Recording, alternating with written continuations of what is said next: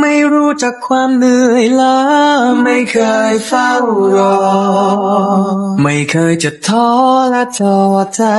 เหมือนทุกสิ่งช่างแสนสวยงามล่องลอยบนฟ้าไม่มีจุดหมายเบิกมองนภาดวงดาวข้างไปไม่มีวันแตกสลายไม่อ่อนล้าแม้ในวันเมื่อวาน